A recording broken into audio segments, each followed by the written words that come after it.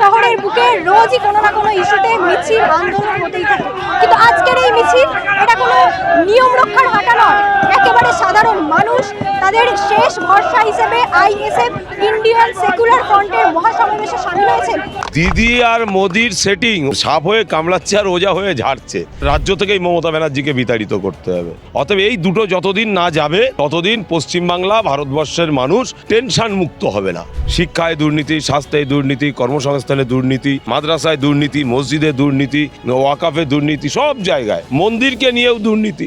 সব থেকে বড় সাম্প্রদায়িক যদি কেউ থেকে থাকে তার নাম মাননীয় মুখ্যমন্ত্রী। আর জনগণকে লোটার দায়িত্ব নিয়েছে মমতা ব্যানার্জি আর তার ভাইপো। সংখ্যালঘুর ভোটের জন্য তিনারা ব্যবহার করে। আমরা কি অপরাধ করেছি? মুসলমান ঘরে জন্ম নিয়েছি বলে আজকে কাজে যে তাদেরকে লাশ হয়ে ফিরে আসতে হচ্ছে। বর্তমান শাসক দল ও বিজেপি সরকার সংখ্যালঘুদের দেওয়ালে পিঠ থেকে দিয়েছে। এই সরকার চাইছে মুসলমান অধপথে চলে যাক। তাদের যে সাধারণ সমস্যা, এসআইআর নিয়ে মিথ্যা হয়রানি, বঞ্চনা, ওবিসি বঞ্চনা এবং সাধারণ শিক্ষা প্রতিষ্ঠান, স্কুল, মাদ্রাসাগুলিতে শূন্যপদের নিয়োগ ইত্যাদি দাবি নিয়ে তাদের অধিকার একেবারে বুঝে নিতে এসেছেন এই আইএসএফ এর মহাসমাবেশে। তাদের সাথে সরাসরি কথা বলে জানাবো তাদের কি। একবার বলুন, মুখ্যমন্ত্রী যদি সংখ্যালঘুদের উন্নয়ন করে থাকেন তাহলে আপনারা আন্দোলনে। মুখ্যমন্ত্রী একটাই উন্নয়ন করেছেন, সেটা হচ্ছে মানে সংখ্যালঘুদের ছেলে মেয়েদের হাতে পড়াশুনো পেন খাতা বাদ দিয়ে বোম আর বন্দুক ছাড়া আর কিছুই দেয়নি। মুখ্যমন্ত্রী এটাই দিয়েছেন, সংখ্যালঘুরা ভিখারির মতন শুধু খালি সব জায়গায় ভিক্ষা করুক, এছাড়া আর কিছু মুখ্যমন্ত্রী সংখ্যালঘুদের উন্নয়ন করেনি। আজ আলিয়া মাদ্রাসার সম্পত্তি সেখানে আজকের মুখ্যমন্ত্রীর এই টিএমসি শাসক দলের নেতারা সেখানে জোর করে দখল করে নিয়েছে। ওয়াকফ সম্পত্তি এই কলকাতার মেয়র ফিরহাদ হাকিম তিনিও দখল করে বসে আছেন। এছাড়া সংখ্যালঘুদের এমন একটা প্রেশানির মধ্যে রেখেছে, ওবিসিটা বলুন, আজ ওবিসিকে হ্যারাসমেন্ট এমন করলো যে কিছু ছেলেদের চাকরি হচ্ছিল সেটাও পর্যন্ত চলে গেল। আজ অধিকাংশ সংখ্যালঘু ছেলেমেয়েরা তারা এই ওবিসি থেকে বঞ্চিত হয়ে গেল। এর জন্য সমস্ত সব কিছু দায়ী হচ্ছে মুখ্যমন্ত্রী। মুখ্যমন্ত্রী একটাই চান যে সংখ্যালঘুরা যেন কোনো জায়গায় নিস্তার না পেয়ে আমার কাছে যেন ভিক্ষার মতন ভিক্ষা চায়। আমরা এই ভিক্ষা চাইনি, আমরা অধিকার চাই। আমাদের অধিকার দিতে হবে, এটাই আমাদের বড় দাবি। আমাদের অধিকার দিতে হবে, যেমন শিক্ষা, কর্মস্থান এবং চাকরি এবং বাসস্থান, আমাদের এই চারটে দাবি। এই চারটে যদি মুখ্যমন্ত্রী দেন তাহলে আমরা আগামী দিনে মুখ্যমন্ত্রীর পাশে সংখ্যালঘু থাকবে।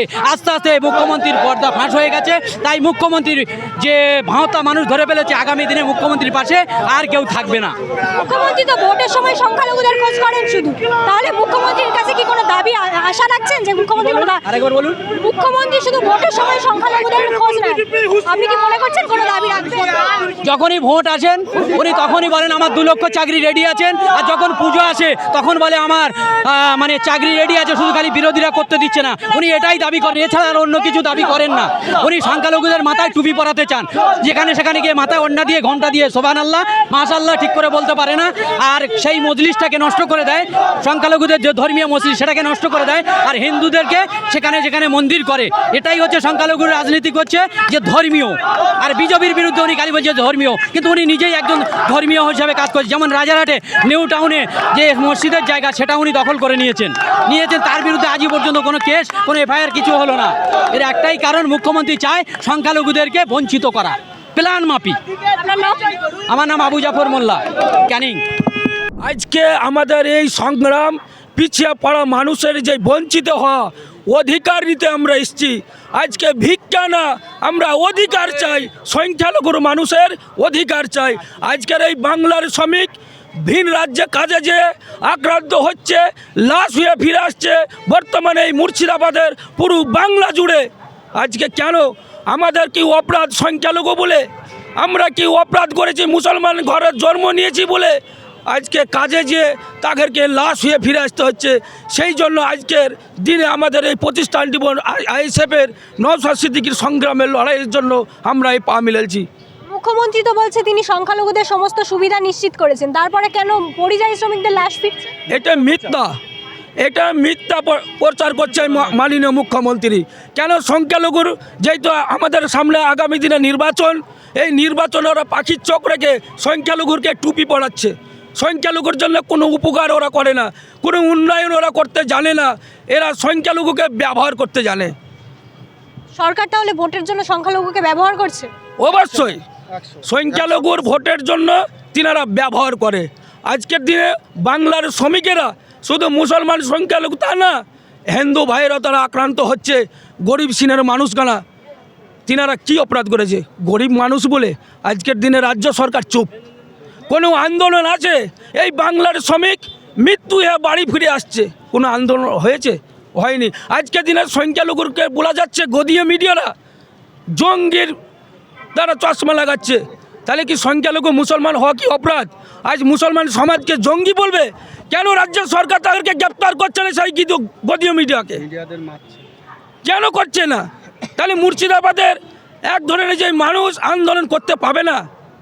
পরিযায়ী শ্রমিক মুর্শিদাবাদের মানুষেরা মরছে, সাধারণ মানুষেরা বিক্ষোভ করছে। সেই বিক্ষোভ করতে যাচ্ছে, গদিও মিডিয়ারা কি বলছে? জঙ্গি। মুর্শিদাবাদে নাকি জঙ্গি তৈরি হয়, মুর্শিদাবাদের মানুষ নাকি জঙ্গি, নুঙ্গি পড়লে জঙ্গি।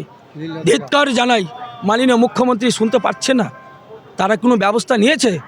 আমরা সেই প্রতিবাদে আজকের দিনে নওশাদ সিদ্দিকীর এই প্রতিষ্ঠান দিবসে আমরা পা মিলালছি। ঝাঁকে ঝাঁকে মুর্শিদাবাদবাসী আজকের দিনে আসছে। কোথা থেকে আসছে? মুর্শিদাবাদ 62 নম্বর বিধানসভা, ভগবানগোলা 2 ব্লক। আমার নাম আমরুল শেখ, ভগবানগোলা 2 ব্লক সভাপতি। এই যে রাজ্যে রোজ রোজ এত মিছিল, এগুলো কি সরকারের ব্যর্থতার প্রমাণ নয়? অবশ্যই বর্তমান রাজ্য সরকারের ব্যর্থতার একটা মারাত্মক একটা উজ্জ্বল দৃষ্টান্ত হচ্ছে যে প্রতিনিয়ত মানুষ তার বিরুদ্ধে চলে যাচ্ছে এবং কলকাতার রাজপথ থেকে শুরু করে বাংলার অলিতে গলিতে তাদের বিরুদ্ধে আজকে প্রতিনিয়ত মানুষ মিছিল থেকে শুরু করে বিভিন্ন কর্মকাণ্ড তারা প্রতিনিয়ত চালিয়ে যাচ্ছে। রোজ আমরা দেখছি প্রত্যেক দিন মিছিল হচ্ছে, কোনোদিন এসআইআর এর হয়রানির কারণে, কোনোদিন শিক্ষক বঞ্চনার কারণে। আজকে আপনারা যে সার্টিফিকেট এবং ওবিসি মুসলমানদের মেরুদণ্ডীর হাড়কে ভেঙে দিয়েছে এরা। প্রথমত আমরা বুঝতে পারছি না, আমাদেরকে মূর্খ করে রেখেছে, আমাদেরকে অশিক্ষিত করে রেখেছে, যার কারণে আমরা বুঝতে পারছি না যে আমাদের যে শিক্ষাটা হচ্ছে আমাদের একটা চশমা, আমাদের দেখার জন্য যে একটা লেন্স কাজ করে, সেটা হচ্ছে শিক্ষা। সেই লেন্সটাকে আমাদের থেকে কেড়ে নিয়েছে, যার ফলশ্রুতিতে আজকে আমাদেরকে অন্ধ করে দিয়ে মমতা ব্যানার্জির সরকার এবং বিজেপি সরকার তারা আমাদের এই অন্ধ বানিয়ে বিভিন্ন কাজগুলোকে তারা হাসিল করে নিচ্ছে। তার মধ্যে সবথেকে একটা হচ্ছে আমাদের ওবিসি সার্টিফিকেট। আমাদের ওবিসিটাকে বন্ধ করে দিয়ে, এই যেমন কিছুদিন আগে আমি দেখছিলাম ফিরহাদ হাকিমকে যখন ওবিসি নিয়ে প্রশ্ন করেছিল, উনি কোনো উত্তর দিতে পারেননি। ফিরহাদ হাকিম কেন? এই ওবিসি নিয়ে যদি ওনার দলের যে সুপ্রিমো মমতা ব্যানার্জিকে কেউ যদি কোশ্চেন করে, উনিও এড়িয়ে চলে যাবে, উনি উত্তর দিতে পারবেন না। আমাদেরকে ধীরে ধীরে আমাদের থেকে শিক্ষাকে কেড়ে নিয়ে আমাদের মেরুদণ্ডীর হাড়কে ভেঙে দিচ্ছে। মুখ্যমন্ত্রী তো বলছে তিনি সংখ্যালঘু দরদি, তিনি সংখ্যালঘুদের উন্নয়ন করছেন, তাহলে আপনি বলছেন যে মুখ্যমন্ত্রী শিক্ষা কেড়ে নিচ্ছে? অবশ্যই উনি আমাদেরকে বিশাল উন্নয়ন করেছে। কি উন্নয়ন করেছে? এই তো আমাদের একটা বুথে এমন উন্নয়ন ওনার, আমাদের একটা বুথে 900 থেকে 1000 ভোটারের মধ্যে প্রায় 650 ভোটারের নোটিশ এসেছে। এটা মারাত্মক একটা উন্নয়ন। এবং অন্যান্য যে সংখ্যাগরিষ্ঠ আমাদের সংখ্যালঘু, আমরা মুসলিম কমিউনিটির মানুষ, যারা হিন্দু রয়েছে, আদার্স অন্য কমিউনিটির মানুষ, তাদের বুথে গিয়ে খোঁজ নিয়ে দেখা যাবে কারোর 47, কারোর 35, কারোর 22, কোনো বুথে নেই বললে চলে। কিন্তু মুসলিমদেরকে উনি এত উন্নয়ন করছে, যার কারণে উনি দেখতে পাচ্ছি যে 1000 ভোটারের মধ্যে 700 ভোটারের মধ্যে 800 ভোটারের মধ্যে প্রায় 50%-এরও বেশি, 60%-এরও বেশি মুসলমানদের উনি উন্নয়ন করেছে। তাদের হাতে নোটিশ ধরিয়ে দিয়েছে। মুসলমানদের অকপ সম্পত্তি, আমি বেঁচে থাকতে বা আমি থাকতে পশ্চিমবাংলায় অকপ নিয়ে তোমাদের কিচ্ছু করতে হবে না, আমি দেখে নেবো। ওই উনি দেখে নিয়েছে। এসআইআর করতে দেবো না, আমি আছি, কিচ্ছু হবে না। সব ধীরে ধীরে শুধু একটাই কারণ, সেটা হচ্ছে আমাদেরকে মূর্খ বানিয়ে ওই 500-1000 টাকার লক্ষ্মীর ভান্ডার দিয়ে আমাদেরকে সব শেষ করে দিচ্ছে। আপনি যে বললেন মুখ্যমন্ত্রী এত উন্নয়ন করেছে, মুখ্যমন্ত্রীর এই উন্নয়নগুলোর জন্য কিভাবে ধন্যবাদ দেবেন? এই তো 2026-এ ওনাকে খুব সুন্দরভাবে আমরা ওনাকে আমরা ওয়েলকাম জানাবো। সংখ্যালঘুদের উন্নয়ন করছে, সংখ্যালঘু দরদি মুখ্যমন্ত্রী, কি বলবেন? মুসলমানের একটুকু দরদি লাই সরকার। এই সরকার হয়েছে শুধু ঝঞ্ঝট ঝামেলা লাগিয়ে ধরে সরকার। এই সরকার চাইছে মুসলমান অধপথে চলে যাক। এই সরকার চাইছে আমি কয়লা চুরি করব, গরু চুরি করব, আজকে জমি চুরি করব, আজকে ওয়াকার বোর্ডের সম্পত্তি চুরি করব। এই তো সরকারের নীতি। এই সরকার আমাদের আর দরকার নাই কেউ। এই সরকার এই 26 সালেই পতন হবে। সরকার তো বলছে, সরকার মুখ্যমন্ত্রী যে মুসলিমদের জন্য এত প্রকল্প করছেন, তাহলে আপনি বলছেন চুরি করছেন? চুরি দেখাচ্ছে কোনো প্রকল্প নাই। 500 টাকা দিয়ে প্রকল্প হয়? আমরাকে দেখা কিভাবে করছে সরকার, কোন প্রকল্পটা করেছে, কোন জায়গায় শিলান্যাস করেছে, আমরাকে দেখাতে হবে। এই মুখ্যমন্ত্রী সরকার দেখাক আমরাকে। দেখাতে দেখাতে আজকে আমরাকে পতনে ভেজে দিতেছে মুসলিমদের দিকে। এই সরকার আমাদের আর দরকার নেই। বলছেন মুখ্যমন্ত্রীর একটাই ভয় নওশাদ। কেন মুখ্যমন্ত্রীর ভয় নওশাদ? কেননা নওশাদ হচ্ছে মেহনতি মানুষ, খেটে খাওয়া শ্রমজীবী মানুষ, সকলের কণ্ঠস্বর। সেই কারণে মুখ্যমন্ত্রী মমতা বন্দ্যোপাধ্যায় নওশাদকেই ভয় পাচ্ছে। কেননা যিনি মনে করেছিলেন এই মুসলিম সমাজ তেনার ভোট ব্যাংক, তেনার পকেটে থাকে, সেই অনুযায়ী যখন দেখছে এই সংখ্যালঘু ভোট তেনার হাত থেকে হাতছাড়া হয়ে যাচ্ছে, কেননা তিনি ভেবেছিলেন এই সংখ্যালঘু ভোটকে তিনি ব্যবহার করে এই ইলেকশনে লড়বেন। এখন দেখতে পাচ্ছেন যে সংখ্যালঘু ভোট ব্যাংক তেনার থেকে ছিটকে যাচ্ছে, নওশাদমুখী হচ্ছে। তাই তিনি নওশাদকে ভয় পাচ্ছেন। এবং অভিষেক বন্দ্যোপাধ্যায় বারুইপুরে মিটিং করার সময় বলেছিলেন যে আমাদের একটাই সিট লাগবে, সেটা হচ্ছে ভাঙড়। অর্থাৎ এর থেকে বোঝা যায় বিজেপির 77টা এমএলএ রয়েছে, কিন্তু ওদের কোনো প্রয়োজন নেই। ওদের লাগবে কোনটা? ওই ভাঙড়টা। অর্থাৎ এখানেই বোঝা যাচ্ছে যে মুখ্যমন্ত্রীর একটাই ভয়, নওশাদ নওশাদ। আগে প্রতিশ্রুতি দেন যে সব উন্নয়ন হবে, সব সংরক্ষিত হবে, ভোটের পরে সবাই চলে যায়। নওশাদ সিদ্দিকীর প্রতি আপনাদের কি এরকম কোনো আশা আছে যে নওশাদ সিদ্দিকীও বদলে যাবে? নওশাদ সিদ্দিকী আপনারা জানেন আমাদের যে ইন্ডিয়ান সেকুলার ফ্রন্টের চেয়ারম্যান, তিনি মানুষকে প্রতিশ্রুতি দিয়েছেন এবং সেই মতো কাজ করবেন। আজকে দেখুন ভোট আসছে, ভোট চলে যায়, নেতারা প্রতিশ্রুতি দেয়, কিন্তু সাধারণ মানুষ আজকের যে এসআইআর নামে যে হয়রানি হচ্ছে বা বিভিন্ন জায়গাতে মানুষের যে সমস্যার সম্মুখীন হচ্ছে, সেখানে সুপ্রিম কোর্ট থেকে শুরু করে পশ্চিমবাংলার সাধারণ মানুষের জন্য নওশাদ সিদ্দিকী একমাত্র এগিয়ে আছে। আজকের দেখুন বিভিন্ন বিধানসভায় বিভিন্ন জায়গাতে আমাদের ইন্ডিয়ান সেকুলার ফ্রন্টের তরফ থেকে আমরা ডেপুটেশন জমা দিয়েছি এসআইআরের বিরুদ্ধে, সাধারণ মানুষের যাতে হয়রানি না হয় তার বিরুদ্ধে আমরা কিন্তু সোচ্চার হয়েছি। কিন্তু শাসক দলের নেতাদের শুধু খেলামেলায় ব্যস্ত, কিন্তু সেখানে দেখা যায়নি তাদেরকে নিয়ে প্রতিরোধ করে তোলার। আজকে আপনারা দেখুন এসআইআরের নামে মানুষকে কিভাবে হয়রানি করা হচ্ছে।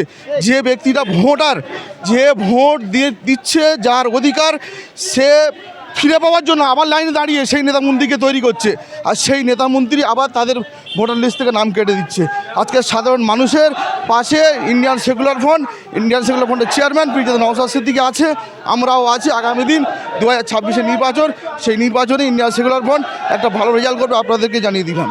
নওশাদ সিদ্দিকীর প্রতি এত ভরসা, এত ভালোবাসা কি কারণ?